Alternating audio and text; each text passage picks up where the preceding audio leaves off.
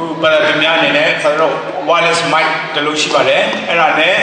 cek mikro meba, no. Ku Catholic dan jamu mayo, Protestant ni ya mire mikro yo cek mikro meba. Kalau ni net cip cip ni, kalau jangan ni jampai ni kanji ni kangen ni dijap cip ni. Betul je mem lah. Augustine. ကျွန်တော်ငယ်က plus ကားတွေလည်းတင်ပြီးတယ်เนาะဒါပေမဲ့ဘာမှမသိခဲ့ဘူးဒီ college တဲ့ချိန်ကျတော့ဒီ religious class တွေcollege မှာရတဲ့ချိန်ကျတော့ကျွန်တော်ဗာပြစတင်ရတယ်ဆိုတော့ဒီ crusade ပေါ့เนาะ crusade အကြောင်းတွေပြီးတော့ဒီ early churches တွေတင်ပေးရတယ်အဲ့ဆိုကျွန်တော်အော်တော့တယ်ပေါ့เนาะကျွန်တော်တင်တာတော့ငယ်တာဆိုတော့ဒီ college အကြောင်းမျိုးလေးတွေပဲတင်ဒါပေမဲ့အရှိကကိုယ့်ရဲ့ early churches တွေမှာလေဆိုတော့ဒီ indulgence တွေပေါ့เนาะဒီအဖြစ်တွေလို့လည်းပြီးတော့ကိုက crusade တွေမှာဆိုတော့တခင်ယေရှုတည်ထောင်ခဲ့တဲ့တခင်ယေရှုကိုယ်နိုင်တီးရရတူကိုချစ်ပါလို့ဟောနေတဲ့ကြားတဲ့ကိုယ့်ရဲ့တင်းတော်တွေဒီကက်သလစ်တင်းတော်ကြတခြားဘာသာတွေနဲ့တခြားဟွာတွေနဲ့စစ်တိုက်တာတပ်ဖြတ်မှုရှိမှဖခင်ရဲ့နာမနဲ့ဆိုမှတို့စစ်တွေပါလေတွားတိုက်တယ်လို့နော်အဲ့လိုမျိုးတွေချိန်မှာကျွန်တော်ကဘာစဉ်းစားမျိုးဆိုစိတ်ထဲမှာကိုယ်တခင်ဖခင်ကိုယ်နိုင်တီးရရတူချစ်ပါဆိုတဲ့ညမှာဒီတင်းတော်အနေနဲ့ဘာဖြစ်လို့ဒီလိုမျိုးစစ်တွေပါလေတွားတိုက်တာအမှုတပ်ဖြတ်ကြရတာလေပြီးတော့ကိုယ့်ရဲ့ဒီခီစုကိုယ်တိုင်တည်ထောင်ခဲ့တဲ့တင်းတော်ကဘာဖြစ်လို့အဲ့လိုချူယွန်းယူရင်းပြီးမှဘယ်လို Protestant တွေကခွဲထွက်ချင်တော့အောင်ပေါ့နော်တင်းတော်ဘယ်လိုဘာဖြစ်လို့အဲ့လိုဖြစ်ခဲ့တာလဲဆိုတာတွေကျွန်တော်အရင်စိတ်ဝင်စားလဲတာကျေးဇူးပြုဖြစ်ပြီးပါနော် Okay Augustine မေးတဲ့မိခွန်းအင်မတန်ကောင်းပါတယ် Father သူ့ရဲ့မိခွန်းနဲ့ကြံပိုက်နဲ့ကြည့်ကြပဲဖြေလိုက်နော်ရှင်မသက်ခရစ်ရဲ့အခန်းကြီး9အခန်းငယ်44ဘာသာသူတွေဗီဒီယိုရိုက်လို့ရတယ်ကြိုက်တဲ့မှတ်တမ်းယူလို့ရတယ်နော်အဲ့တော့ရှင်မသက်ခရစ်ရဲ့အခန်းကြီး9ခန်းငယ်44မှာ I tell you love your enemy and pray for those who persecute you no love your enemy တဲ့ရန်သူကိုချစ်ပါတယ် pray for those who persecute you မင်းကိုညှဉ်းပန်းနှိပ်စက်တဲ့သူတွေကိုလည်းတောင်းစုပြုပေးပါဆူတောင်းပေးလိုက်ပါပြောချင်တာကမကောင်းတာကိုအကောင်းနဲ့တုံ့ပြန်ပါလို့တခင်ဆိုကတုံ့တင်တာဖြစ်တယ်အဲ့တော့တကယ်မှာ Augustine ပေးတဲ့မိကွန်ကအင်မတန်ကောင်းပါတယ်ဒီ crusade ဆိုတဲ့အရာကတကယ်မှာတော့ Catholic ကစာတိုက်တာမဟုတ်ဘဲနဲ့ဒီ Muslim တွေအားဖြင့်တော့လည်းကောင်း Protestant တွေအားဖြင့်တော့လည်းကောင်းသူတို့အရင်ဆုံးတိုက်လို့မို့ကျွန်တော်တို့ကကိုယ့်ရဲ့အသင်းတော်ကိုယ့်ရဲ့ယုံကြည်ခြင်းကိုကာကွယ်တဲ့အနေနဲ့ထိုက်ခြင်းဖြစ်တယ်နော်ဥမာဥပဒေမှာကျွန်တော် self defense ဆိုတဲ့စကားလုံးဥပဒေရှိတယ်နော်ကိုကာကွယ်ရမယ်ကာကွယ်ရတယ်ဆိုတဲ့ self defense ရှိတယ်အဲ့ဒါကြောင့်မို့ကျွန်တော်တို့အများပိုင်းဒီ American ကားတွေမှာတွားကြည့်မော်တော်ကားကိုပြောတာသူတို့ဒီ steering အောက်မှာရောထိုင်ကုန်အောက်မှာမဟုတ်ရင်လည်းသူတို့ရဲ့ခန္ဓာတစ်ခုတည်းမှာအမြဲတမ်းတနတ်ပါတယ်ဒါတော့မယုံမရှိနဲ့နော်မယုံမရှိနဲ့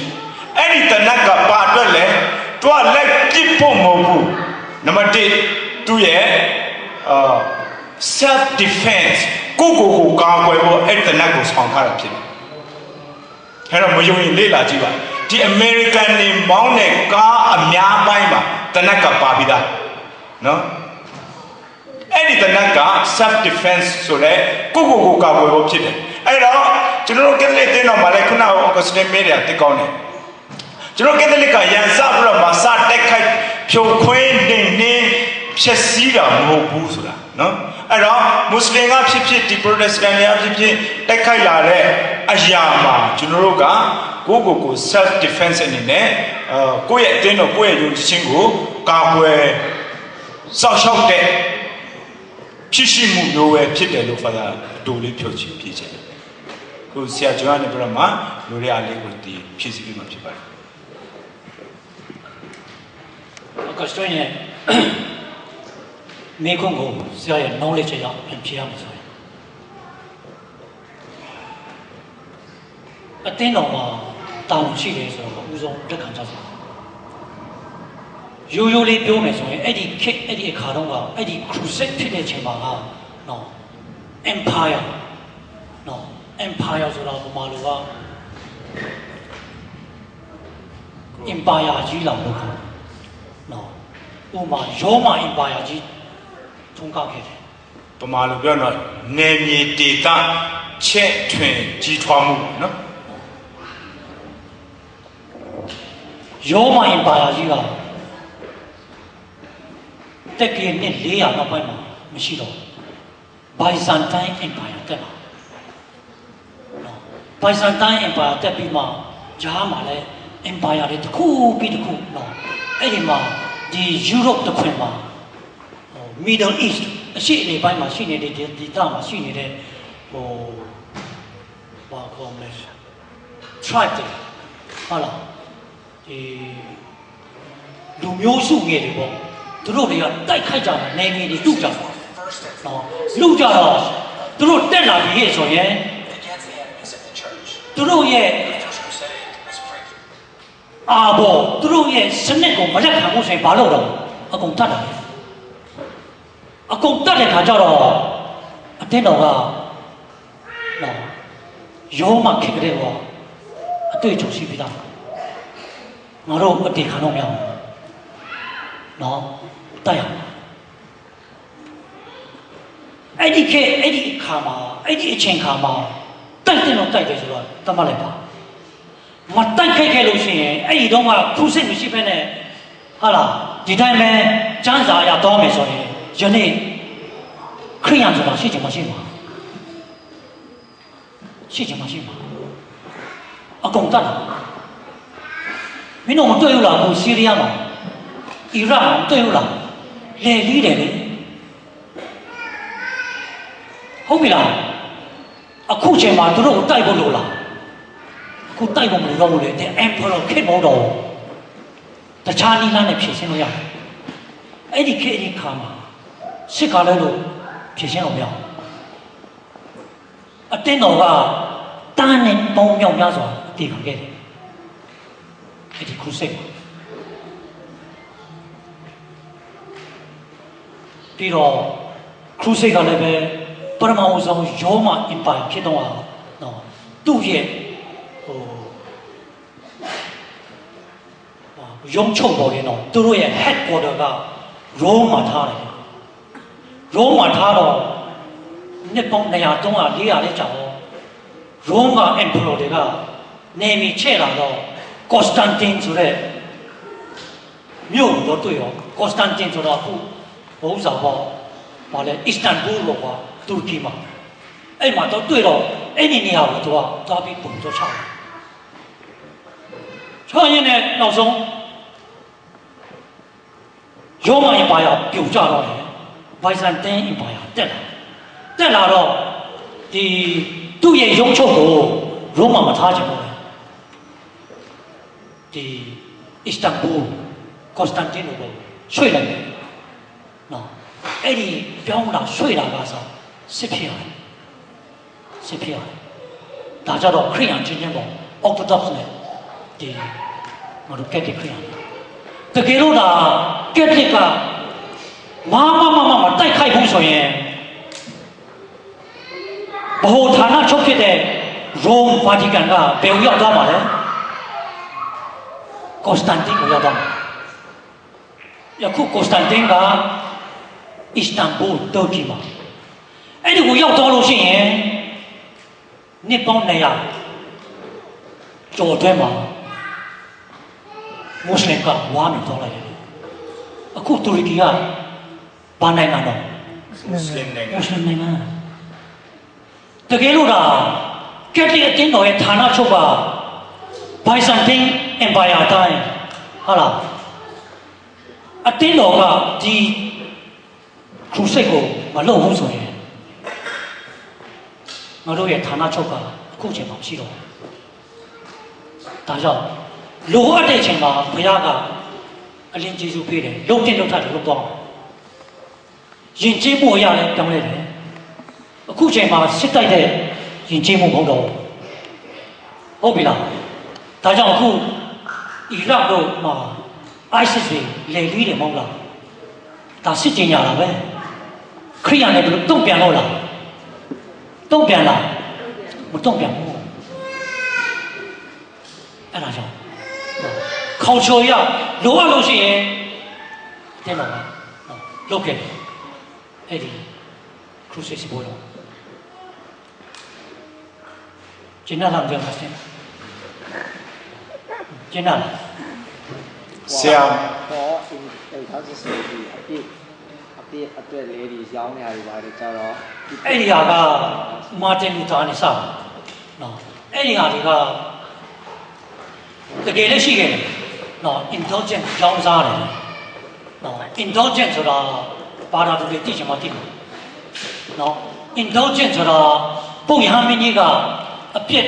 လုတ်ပိုင်ခွင့်ရှိတယ်အဲ့ဒီအပြစ်လုတ်ပိုင်ခွင့်ဆိုတာမင်းဒီအပြစ်လုတ်တဲ့အတွက်ကြောင့်နော်ဒီဟာလေးနော် indulgent ကိုမင်းတို့လုတ်မယ်ဆိုရင်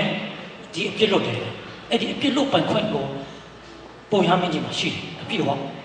အစင်အလာရတောက်ဆောင်လို့တယ်ဒါပေမဲ့လို့ဂျားမှာ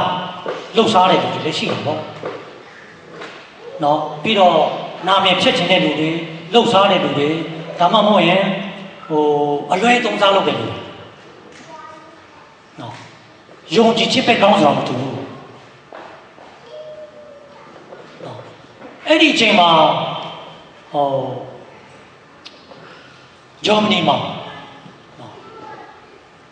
ဘုရားကျောင်းတော်ကြီးအတွက်ဘုရားကျောင်းဆောက်ဖို့အလူငွေကောက်ခံတယ်အလူငွေကောက်ခံတော့ပုံရမင်းကြီးကမင်းတို့အလူငွေထည့်လို့ရှိရင်ဒီအလူချင်းဆရာရမယ်အဲ့ဒါနဲ့အင်ဒူချင်းဆရာရောင်းစားခဲ့ရှင်းပြောရင်တော့အင်ဒူချင်းဆရာကိုရိုးရိုးလေးပြောမယ်စားလူဆိုတာအမျိုးမျိုးပြောလို့ရတယ်အင်ဒူချင်းဆရာအတွက်စပ်ဖြစ်ချင်းအလူငွေပြောလို့ရတယ်ဥပမာငွေထည့်တာကိုပဲစကားသုံးလေးမျိုးဖြစ်နိုင်တယ်ဟုတ်လားခရိယာနေထည့်တာကြတော့ဘာခေါ်လဲအလူငွေတဲ့ရက်ထဲရွာထဲကထည့်လိုက်လို့ရှိရင်ဘာလဲရံပုံငွေတဲ့ဟုတ်တယ်မဟုတ်လားဟုတ်ပါတယ်အေးဆိုတော့ထည့်တာဒါပေမဲ့စကားပြောင်းသွားတာစကားပြောင်းသွားနော်အဲ့ဒါကြောင့်ရှိခဲ့တယ်တဲ့တော့မှာဒါပေမဲ့လို့ဒီဟာကအတင်းတော်ရဲ့ကဲတင်ချင်းလမ်းစဉ်နဲ့မဆိုင်ဘူးကဲတင်ချင်းလမ်းစဉ်နဲ့မဆိုင်ဘူးသူအင်ဒူချင်းဆရာတွေသူလှုပ်ဆောင်သွားတာသူဖြစ်တယ်နော်ဒါပေမဲ့ဂျားကအလွဲသုံးစားလုပ်သူတွေလည်းအများကြီးပါဒါကြောင့်ယနေ့မှလည်းပဲအင်ဒူချင်းဆရာဆိုတာရှိတယ်မင်းတို့ကြားဖို့လားအင်ဒူချင်းဆရာဆိုတာဘာလဲသိလားနားမလဲအေးနောက်ဆုံးဆရာအင်ဒူချင်းဆရာတစ်ခုရပါတယ်နောက်ဆုံးတစ်ခုရတယ်ဘယ်အချိန်မှလဲဆိုတော့မနစ်ကတစ်နှစ်ရှိပြီပေါ့ဒီ Cardinal Charles ရဲ့ installation မှာဆရာကိုယ်တိုင် Vatican သွားတယ် Vatican သွားတော့ပို့ရမင်းကြီးကကျင့်ရတယ်နော်ဒီ Vatican မှာဒီ Saint Peter နန်းတော်ကြီးမှာအဲ့ဒီနေ့မှာနော်မိစားတက်တဲ့လူတွေအားလုံးအင်ဒူချင်းဆရာရတယ်အင်ဒူချင်းဆရာဆိုတဲ့အဓိပ္ပာယ်ကနော်အဲ့ဒီအချိန်မှာမင်းတည်လို့ရှိရင်မင်းမိုးကောင်းမြင်တန်းသွားတယ်ဒါပေမဲ့အဲ့ဒီအင်ဒိုချင်းဆရာရရှိဖို့အတွက်ကဘာတွေလိုအပ်လဲဆိုရင်နံပါတ်1မင်းအဘဖြေထားမဖြေဘူးဆိုရင်အခုတော့ဖြေမင်းနံပါတ်အတွဲမှာမင်းအဘဖြေရမယ်မင်းနံပါတ်အတွဲမှာမင်းအပြစ်မရှိရအောင်ပြီးတော့အဲ့မင်းနံပါတ်အတွဲမှာမင်းတည်ရမယ်အဲ့ဒီအချိန်မှာအင်ဒူချင်းဆရာအပြည့်ဝရတယ်မင်းတည်ရင်ဘယ်ကိုသွားလဲကောင်းတယ်ဟုတ်ကောင်းတာပဲအဲ့နံပါတ်လေးပြီးတော့ကြိုက်တာလုပ်လို့တော့ဘယ်ရမှာတော့ပေါက်တယ်နော်တော့သူ့ရဲ့ criteria လို့ခေါ်တယ်သူ့ရဲ့ထုံးစံရှိတယ်ဒီအခုလည်းပဲ yield or mercy မဟုတ်လား yield or mercy မှာလည်းပဲပို့ရမင်းကြီးကအင်ဒိုချင်းဆရာအတွက်ပြောတယ်အဲ့ဒီဘုရားကျောင်းတော်ကိုတွားပြီးတော့မှတွားရှိခိုးလို့ရှိရင်အဲ့ဒီတကားကိုဖြတ်ရတယ်ဆိုတော့မသိဘူးတကားပေါက်ကြည့်ပြီးဆို Holy Door တန် ရှင်းတဲ့တကားတော်မြတ်ပါနော်အေးနော်ဒါကြောင့်လူတွေတော်တော်များများကအင်ဒိုချင်းဆရာရဖို့အတွက် Vatican ကိုတွားကြတယ်မမလည်းအကစတင်ပြောတယ်နော်ဒီမာတင်တဖြစ်တော့ကနော်အတင်းတော်ချမှတ်တဲ့အင်ဒိုချင်းဆရာရရှိဖို့အတွက်ဘုရားကျောင်းတော်ဆောက်ဖို့အတွက်ဒီအလူငွေကောက်ခံတာမပြောဘဲနဲ့ဘာပြောတော့ရောင်းစားတာ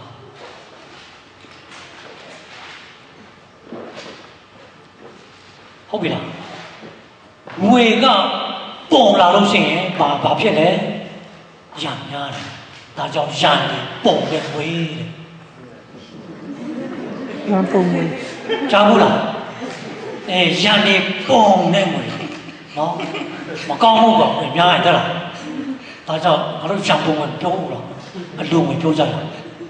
ကဲဒီကိစ္စကို for the Timothy ထပ်ဖြစ်ပြီ ထပ်ဖြစ်ပြီ အဲ့တော့ Augustine မေးတာကို Father ရန်ကျေးဇူးတင်တယ်နံပါတ်1ကတော့ကျွန်တော်ဒီ indulgencia ရဲ့အတိတ်ပဲเนาะအားလုံးအလက်ဖြစ်နေတာ Father ကျေးဇူးတင်တယ် indulgencia ရဲ့အတိတ်ပဲမူရင်းကိုအရင်ဆုံး Father ကြည့်မယ်ဆိုလို့ရှိရင်by definition အတိတ်ပဲဖွင့်အားချက်အရပြောမယ်ဆိုလို့ရှိရင် an indulgence is the remission in whole or in part of the temporal punishment due to personal sin provided that the sin has already been given အဲ့တော့ကျွန်တော်တို့တူးစီလူကိုယ်တိုင်နဲ့ပတ်သက်တဲ့လွန်ကျူးထားတဲ့အဖြစ်တရားတွေပြီးတော့မှ temporal punishment ဘုရားနေပြီးတော့မှပြီးနိုင်တဲ့အပြစ်ဒဏ်ကနေပြီးတော့မှလွတ်မြောက်စေခြင်းကို indulgence လို့ခေါ်တယ်ကဲ Father ရှင်းအောင်ဥပမာပေးမယ်Father တဲ့ပဲပြောလိုက်မယ်နော်နာမည်တော့မပြောဘူး Father တို့ Bowling Green မှာအမျိုးသားတစ်ယောက်ကအမျိုးသမီးတစ်ယောက်ကိုနော်နာမည်မပြောဘူးအာရမကျင့်ပါလေဆိုပြီးတော့မှဆွဆွဲခံရပြီးတော့မှအဲ့ဒီအမျိုးသားကထောင်ကျသွားတော့ဒီလည်းပြစ်ထားလို့ရလားထောင်ကျတာမရဘူးတရားရုံးမှာရင်ဆိုင်ရတယ်တရားရောက်မှရင်ဆိုင်ရပြီးတော့မှသူကအမှန်တကယ်ပဲအဲ့ဒီကလေးမလေးကိုအာရမကျင့်ခဲ့တယ်ဆိုလို့ရှိရင်အ ਨੇ ဆုံးသူထောင်6လကနေ12ထောင်6နှစ်ကနေ12နှစ်သူကြာတယ်နော်12နှစ်ထောင်ကြတဲ့အချိဖြစ်နိုင်တဲ့ case တစ်ခုဖြစ်ခဲ့ဘာလို့လဲ first degree third degree second degree first second third ထဲမှာပါသွားပြီအဆင့်အမြင့်ဆုံးပြစ်မှုရာဇဝတ်ထဲမှာရောက်သွားပြီအဲ့ဒီခါကျတော့ဒီ indulgence နဲ့တက်ရဲ့အတိတ်ပဲကိုရှင်းအောင် Father ပြောပြချင်လို့နော်အဲ့ဒီလူပုဂ္ဂိုလ်ကြောင့်ပြောတာမဟုတ် indulgence နဲ့တက်ရဲ့ဆက်လို့ရှင်းကနေဖြစ်တော့ Father ပြောချင်အဲ့ဒါနဲ့အဲ့ဒီအမျိုးသားကထောင်ကြတဲ့ခါကျတော့ Father ဘာထောင်မှာသွားကြည့်တယ်မယုံမရှိနဲ့နော် Father မှာထောင်သွားကြည့်တယ် Father ကိုယ်တိုင်ပြီးတော့အဲ့ဒီအမျိုးသားကဒီတရားရင်ဆိုင်ပြီးတော့မှနောက်ဆုံးသူတို့ဘယ်လိုလုပ်လိုက်လဲဆိုလို့ရှိရင်ရွေးချယ်ခြင်းဆိုတာကိုပြောချင်တာနော်ဒေါ်လာ4,000ပေးပြီးတော့မှအဲ့လူကိုပြန်ပြီးတော့ရွေးလိုက်တယ်ကဲတော့ပေါ့တယ်နော် Father ပြောချင်တာဒီ4,000မပေးအဲ့ဒီလူထောင်ရတယ်လွတ်မလားမလွတ်ဘူးဟုတ်ပလားအဲ့တော့ကက်သလစ်အသင်းတော်ကဒီထောင်တဲ့ဥပဒေကိုအတိကပို့ပြုပြီးတော့ကျင့်ဆောင်တာမဟုတ်ဘူးဒါပေမဲ့ကျွန်တော်တို့ဒီအလှူဒါနဆိုတဲ့နေရာမှာဆရာပြောသွားတဲ့အတိုင်းကျွန်တော်တို့ကနေပြီးတော့မှဘုရားအတွက်တရားအတွက်ဘုရားအတွက်ဆိုတဲ့နေရာမှာမမြင်ရတဲ့ဘုရားကမြင်ရတဲ့အသင်းတော်မှာရှိတယ်ဟုတ်ပြီလား Father ပြောတဲ့စကားလုံးကိုတေချာမှနားတော့မမြင်ရတဲ့ဘုရားကဘယ်မှာရှိလဲမြင်ရတဲ့ကျွန်တော်တို့ကက်သလစ်အသင်းတော်ထဲမှာရှိတဲ့ခါကျတော့အဲ့ဒီမြင်ရတဲ့ကက်သလစ်အသင်းတော်မှာတိဆောက်ဖို့ဥမာဘုရားကျောင်းတော်ဖြစ်ဖြစ်ဗိမာန်တော်ဖြစ်ဖြစ်တစ်ခုခုအတွက်ကျွန်တော်တို့အလှူဒါနထည့်တဲ့အခါမှာဘုရားကခုနချင်းပေးနိုင်တာပဲနော်ခုနထောင်ကြတဲ့သူကိုဒေါ်လာဘယ်လောက်နဲ့ရွေးလဲ4,000နဲ့ပြန်ရွေးတယ်အဲ့ဒီ4,000ဆိုတဲ့ငွေကိုထူတယ်ပဲပြောပေးတယ်ပဲပြောခြေတယ်ပဲပြောစကလုံးကတော့ကျွန်တော်မြန်မာစကလုံးကပြန်ရွေးတယ်လို့ခေါ်တယ်နော်အဲ့ဒီ4,000မပေးရင်အဲ့ဒီလူလွတ်မလားမလွတ်ဘူးနော်မလွတ်ဘူးဖေတော့မှမလွတ်ဘူးမလွတ်တဲ့ပြင်သွား12နှစ်ထောင်ကြမှာခုကတော့somehow house arrest လို့ခေါ်တယ်နော်ဒီ6လအတွင်းတစ်နှစ်အတွင်းဘယ်မှသွားလို့မရဘာမှလုပ်လို့မရအိမ်မှာပဲနေရအဲ့ဒီပြန်ရွေးတဲ့6လတစ်နှစ်အတွင်းသူပြစ်မှုတစ်ခုခုကျူးလွန်လို့တော့ directly jail ပဲ into jail prison ကိုတွားရအောင်အဲ့ဒီခါကျတော့ကျွန်တော်တို့ဒီလူလောကမှာတော့မှဒီလူကိုငွေ4,000နဲ့ပြန်ရွေးလို့သူလွတ်မြောက်နိုင်တယ်ဆိုလို့ရှိရင်ဖခင်အနေနဲ့ကျွန်တော်တို့ကအားလုံးစုံကိုတတ်နိုင်တဲ့ဖခင်ကကျွန်တော်တို့ကို temporal punishment လို့ခေါ်တဲ့အခုလက်ရှိမှာခံစားရနိုင်တဲ့ ဒီဖျားပေးနိုင်တဲ့ပြစ်တင်ကနေပြီးတော့မှကျွန်တော်ရဲ့အထူဒါနလူချင်းအဖြစ်ဖျားလွတ်မြောက်စေတယ်ဆိုတော့လုံးဝတန်တရားမှားစရာအကြောင်းမရှိဘူးဟုတ်နော်ပြီးတော့ Father ကျမ်းချက်နဲ့တိကျဆက်ပြီးတော့ပြောပြသွားမယ် The power invested in the church ဆိုတာက in the Catholic Church ကိုပြောတာ and her bishops priests to grant indulgences is found in several scriptures ကက်သလစ်အသင်းတော်မှာပူရမ်းမကြီးဆရာတော်တွေဘုန်းတော်ကြီးတွေရတယ်ပြောတော့မှာအဲ့ဒီဖျားပေးနိုင်တဲ့ကိုယ့်ရဲ့လွန်ကျူးမှုကြောင့်မှာကိုယ့်ဘုံမှာဖြစ်နိုင်တဲ့ temporal punishment ဒီယာယီအပြစ်ဒဏ်ကနေပြီးတော့လွတ်မြောက်နိုင်အောင်ပေးပိုင်ခွင့်ကက်သလစ်အသင်းတော်မှာပူရမ်းမကြီးဆရာတော်ဘုန်းတော်ကြီးတွေမှာရှိတယ်ဆိုတာကျမ်းပိုက်အများကြီးရှိတယ်တဲ့ several scriptures ရှင်းနော်အဲ့ဒါကြောင့်မို့ဒီမှာကျွန်တော်ဆက်ကြည့်မယ်ကဲခန်းကြည့်ခန်းငယ်တစ်ခါလေးကြည့်လိုက်အောင်အားလုံးမှတ်ထားလို့ရတယ်ရှင်မသက်ခန်းကြီး16ခန်းငယ်19မှာဘာပြောထားတယ်လဲဆိုရင်ခန်းကြီးခန်းငယ်ကိုတေချာမှတ်ထားပါရှင်မသက်ခရစ်ဝင်ခန်းကြီးဘယ်လောက်လဲ16ခန်းငယ်19အားလုံးပြန်ပြောမယ်ရှင်မသက်ခန်းကြီး16ခန်းငယ်19အားလုံးထပ်ပြောမယ်ဘာလို့ဆိုဒီကျမ်းပိုက်က main ကျမ်းပိုက်ဖြစ်နေတယ်ဒီ indulgence နဲ့တည့်ရပတ်သက်ပြီးတော့မှာရှင်မသက်ခန်းကြီးဘယ်လောက်လဲ16အခန်းငယ်19အားလုံးပါဒသူတွေညီညာတစ်ခေါက်လောက်ရွတ်စေခြင်းနဲ့ရှင်မသက်ခရစ်ဝင်ခန်းကြီး16ခန်းငယ်19ကျေးဇူးပဲအဲ့ဒီမသက်အခန်းကြီး16ခန်းငယ်19မှာပြောထားတယ်လဲဆို I will give you the keys to the kingdom of heaven ကောင်းကင်နိုင်ငံတော်နဲ့ဆိုင်တဲ့တော့မင်းတို့ပေးမယ် Whatever you buy on earth shall be bound in heaven မင်းတို့ဒီလောကမှာချီနှောင်သမျှကောင်းကင်နိုင်ငံတော်မှာလည်းချီနှောင်နေလိမ့်မယ် Whatever you lose on earth shall be loosed in heaven ဒီလောကမင်းတို့မှာဖြေလွတ်သမျှအရာအလုံးကောင်းကင်နိုင်ငံတော်မှာလည်းဖြေလွတ်ခြင်းရှိတယ်ကျမ်းပိုက်ကမရှင်းဘူးလားရှင်းတယ်လားရှင်းတယ်နော်ဒီအခွင့်အာဏာကိုပုယံမကြီး first pope Saint Peter နဲ့ပြမှာရရဆက်ခံတဲ့ဒီကနေ့ပုယံမကြီးဘယ်နှပါမြောက်လဲဘုဒ္ဓရမေးရ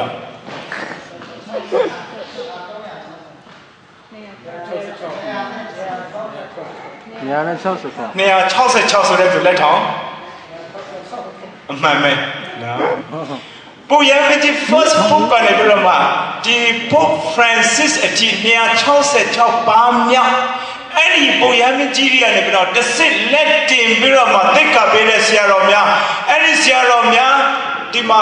တောင်းကနဲ့သင်္ကနဲ့ရှိတယ်တကဘာလုံးမှာဆရာတော်ကြီးတွေအဲ့ဒီဆရာတော်ကြီးတွေပြီးတော့မှတစ်စစ်လက်တင်ပြီးတော့မှကောင်းကြီးတိတ်ကပေးလိုက်တဲ့ဘုန်းတော်ကြီးများအဲ့ဒီအစင်စစ်နော်စင်စစ်မပြတ်ရည်စည်းကြောင်းတစ်ခုလိုပဲမပြတ်နိုင်တဲ့ဒီအစင်ဆက်ကနေပြီးတော့မှဆက်ခံလာတဲ့အခွင့်အာဏာဒီဟာကိုတခင်ဆိုပေးထားတယ်အဲ့ဒါကြောင့်မို့ကျွန်တော်တို့ကက်သလစ်တဲမှာ indulgence ဆိုတာရှိတယ်ဟုတ်ပြီနော်ကဲကက်သလစ်တဲတော့တရားရှင်းသွားပြီဘာလို့သူတွေကောင်းထဲမှာကောင်းရှင်းသွားပြီဘာသာနောက်တစ်ခုပြောချင်တယ်ကျွန်တော်တို့ဒီထုံတန်းစင်လာဘာသာရေးမှာလူရိုးလေးပြောဆိုနတ်ဘာသာမှာကျွန်တော်တို့ကဘာလို့တလဲဆိုရင်ကဲဘာသာတဲပဲထပ်ပြောမယ်နော်ခုပြီးခဲ့တဲ့လတွေတုန်းက Father Paul Green မှာမြို့သားတူဆုံးသွားတယ်ဆုံးသွားတော့ရှင်းချင်လို့ပြောတာပါသူ့အမျိုးသမီးကဘာလို့တလဲအဲ့ဒီအမျိုးသားရဲ့ပါစက်ထဲမှာတင်းကရွှေတင်းကတော့ဖြစ်ချင်မှဖြစ်မှာပါတင်းကပြားတဲ့အတိတ်ပဲပါလဲသူတို့ရဲ့အယူဆကဘာလဲဆိုလို့ဒီလူလောကကလည်းပြီးတော့မှသူ့နောက်ဘဝကိုသွားတဲ့အခါမှာသူတို့ရဲ့အာယုံထဲမှာဒီလူလောကတစ်ဖက်ကနေပြီးတော့မှဟိုးနောက်ဘဝနောက်တစ်ဖက်ကိုသွားတဲ့အခါမှာလှေလေးနဲ့တင်ပိုးလေးနဲ့သွားရတယ်လို့သူတို့မှာအာယုံရှိတယ်အဲ့ဒီအခါမှာကျွန်တော်တို့မြန်မာဆိုတာဘာလဲကရုခဆိုနော်ကလုတ်ခကျွန်တော်တို့တင်ပိုးလှေစီးပြီးမှဒီအမေရိကန်ကိုရောက်လာတဲ့သူတွေပါဖာသာတိပါလားဖာသာလည်းကြောက်နဲ့စီးခဲ့တဲ့အချိန်ပေါင်းမနေခဲ့ဘူးနော်အဲ့တော့အဲ့ဒီကတုတ်ခအနေနဲ့ဒီဘက်ကန်းကနေပြီးတော့မှဒီဘက်ကန်းလူလောကနေပြီးတော့မှဟိုဘက်ကန်းနောင်ဘဝကိုရောက်ဖို့အတွက်သူ့မှာပေးဖို့ ငွေချင်းအဖို့အခါနဲ့အမျိုးသမီးအမျိုးသားရဲ့ပါစက်ထဲမှာတင်ကားပြထည့်ပေးတာဖြစ်တယ်ဒါနတ်ဘာသာတော်မှာအဲ့လိုရှိခဲ့နော်ခရစ်တော်သခင်မပေါ်ခင်အိုး BC ခေတ်ပေါင်းများစွာကလေးကအဲ့ဒီယုံကြည်ခြင်းတွေကရှိခဲ့ပြီသားဟုတ်ပြီနော်ကက်သလစ်အသင်းတော်ပြုကျင့်တာဘယ်လောက်မှန်တယ်လဲဆိုတာဘုရားသခင်ကတော့ထူဆန်းတယ်မမြင်ရတဲ့ဘုရားပေမဲ့ကျွန်တော်တို့လူသားတွေကိုအဲ့ဒီကယ်တင်ခြင်းအတိစိတ်သက်နတ်ဘာသာမှာကလေးကမျိုးစိတ်ကနှလုံးသားအတိထဲမှာထည့်ထားပေးပြီးသားဖြစ်တယ်ဘယ်လောက်ထူဆန်းတယ်နော်ဟိုဖာသာခုဒီမှတ်မိသေးတယ်ဖာသာပါကြီးဖာသာရွာမှာဆုံးတော့သူတို့ပါလို့လေအဲ့ဒီပါကြီးကိုဟိုသူကငါရဲ့ခြံဝင်းထဲမှာပဲတကြိုပါဆိုတာ ਨੇ ကြောက်ပါရဲ့နော်ဒီလောက်မြင့်တဲ့မိတကြိုစင်ကိုသူတို့ဆောက်ပလိုက်တယ်အဲ့ဒီမီးမှာလည်းသူတို့တောက်လောင်နေတဲ့မီးတစ်ခုဟိုချင်းတစ်ခုတက်တက်ရှိတယ်အဲ့ဒီချင်းကိုပဲသုံးရတယ်ချင်းရှူးနဲ့အဲ့ဒီချင်းနဲ့နော်အဲ့ဒါတော့ကိုယ်လုံးထပ်ပြီးထပ်လုပ်ပြီးတဲ့ခါမှာအဲ့ဒီပါကြီးကိုစင်ပေါ်တင်လိုက်တယ်နော်သူအိမ်နဲ့ဆိုလို့ရှိရင်သူ့ကိုတချို့တဲ့နေရာကဒီတကပေါက်နဲ့ဒီနေရာလောက်ပဲနီးနီးလေးပဲအဲ့ဒါဖာသာဝိုင်းကြည့်ကြတယ်ဖာသာငယ်ငယ်လေးပဲရှိသေးတယ်အိမ်မက်လို့မှတ်မိတယ်ဒါပေမဲ့မျက်စိထဲမှာအကုန်လုံးရှိသေးတယ်အဲ့ဒီပါကြီးကိုမီးရှို့တယ်မီးရှို့တော့ဒီလိုလျောင်းလက်ထားတာနော်မီးရှို့တော့အဲ့ပါကြီးကဖြည်းဖြည်းချင်းအကြောတွေပြော့လာတော့ဒီလိုအားနဲ့ဒီလိုထထိုင်အဲ့ပါကြီးကဖာသာခုဒီမျက်လုံးမှာရှိတယ်ဘယ်လိုထိုင်မလဲဆိုတော့ခုဒီမြင်နေရတယ်ဖာသာအာရုံထဲမှာရှိတယ်အဲ့လိုထထိုင်တော့သူတို့ဘာလုပ်လဲဆိုရင်အဲ့ဒီပါကြီးကအဲ့ဒီစေပွားနဲ့ပြန်ဆွဲချပြီးတော့မှဓာတ်နဲ့မခုတ်ဘူးသူတို့ကဝါကိုချမ်းပြီးတော့မှဝါကိုထက်မြနေအောင်သူတို့အဲ့ဒီဝါကိုဟိုဆင်းပြီးတော့မှအဲ့ဒီဝါနဲ့သူ့ရဲ့လက်တွေခြေတွေသူ့ရဲ့ဒီလက်ပင်ကဲအကုန်လုံးမပြောတော့နော်တကယ်စားပြီးကစားဒီမှာဘာမှမဖြစ်ပါစေခုဆိုလို့ရှိရင်အစီအစာကြည်တော့ကြည်တော့ပါပဲနော်စားတာလည်းကြာသွားပြီအဲ့တော့အဲ့ဒီပါကြီးကိုသူတို့အကုန်လုံးစီးဖြတ်ပြီးတော့မှနောက်ဆုံးပါလို့တယ်မှတ်တယ်ပါကြီးရဲ့နှလုံးသားကိုသူတို့ခွဲတယ်ဝါနဲ့လည်းခွဲရတယ်ဓာတ်နဲ့မခွဲရဘူးတဲ့အဖြေတော့မေးခဲ့ဘာလို့ဓာတ်နဲ့မခွဲရဘူးဆိုတော့ဘာသာဖြေမေးလိုက်ဝါနဲ့သူတို့ခွဲတယ်ခွဲပြီးတော့သူတို့ပါစစ်တယ်လဲဆိုလို့ရှိရင်အဲ့ဒီသူ့နှလုံးသားထဲမှာဘသူကပါလို့လိုက်လို့ဒီပါကြီးတည်တယ်လဲဆိုတဲ့အဖြေကိုရှာကြတယ်နောက်ဆုံးသူတို့အဖြေထုတ်လိုက်တာပါလဲဆိုအဲ့ဒီသူရဲ့နှလုံးသားထဲမှာခွဲလိုက်တော့စိတ်ရဲ့ဥရှိတယ်တဲ့ဖာလည်းတော့ကြည့်တယ်အဲ့သူတို့ခွဲတဲ့ပါကြီးရဲ့နှလုံးသားဖာတော့ကြည့်စိတ်ဥလားပါဥလဲတော့ဖာလည်းမသိဘူးမြင်တော့မြင်ရတယ်ဘာလဲတော့မသိဖာလည်းနားမလဲနောက်ဆုံးသူတို့ပါလို့လဲဆိုရှင်အဲ့ဒီပါကြီးရဲ့အယိုးကိုယူသူ့ရဲ့မြေအိုးမှာထည့်ပြီးတော့မှသူခေါင်ပွဲတွေလုတ်ခဲ့တော့ကဟိုကြောက်ဖြာစင်နဲ့အများကြီးလုတ်ထားတယ်အဲ့ဒီကြောက်ဖြာအောက်မှာအဲ့ဒီအဖိုးရဲ့ပြာအယိုးကိုထည့်ပြီးတော့မှကောင်းကောင်းလေးသူ့ရဲ့ချင်းအင်ဂျင်နဲ့စီးပြီးတော့မှအဲ့ဒီအောက်မှာထားတယ်အတိတ်ပဲပါလဲဆိုလို့ရှိရင်ငါတို့အဲ့လိုလုတ်ပေးခြင်းအဖြစ်အဖိုးကဒီနောင်ဘဝကလည်းဟိုနောက်ဘဝကိုသွားတဲ့အခါမှာအေးချမ်းချမ်းနဲ့လုံလုံခြုံခြုံနဲ့နေရမယ်ဆိုတဲ့အာယုံကဘုရားကထည့်ထားပြီးသားဖြစ်တယ်ဟုတ်ပြီနော်အဲ့တော့ပြောချင်တာကကျွန်တော်တို့ဒီလောကကနေပြီးတော့မှတခုခုဆောင်ရွက်ပေးခြင်းအဖြစ်ထည့်ပေးခြင်းအဖြစ်ကျွန်တော်တို့ရဲ့ temporal punishment လို့ခေါ်တဲ့ဟိုကျွန်တော်တို့ပြုကျင့်မှုလွန်ကျူးမှုအတွက်ဟိုခံရမယ့်တိုင်ကနေပြီးတော့ဘုရားလွတ်မြောက်စေတယ်ဆိုတော့ကျွန်တော်ညင်းစေအကြောင်းမရှိဘူးနော်ကြမ်းချက်ကအများကြီးပဲဘာသာလောက်ပဲပြောမယ်ဆိုတော့အလုံးမတက်ရပြတော့မှတချင်းတစ်ပုတ်ပြန်ဆိုရအောင်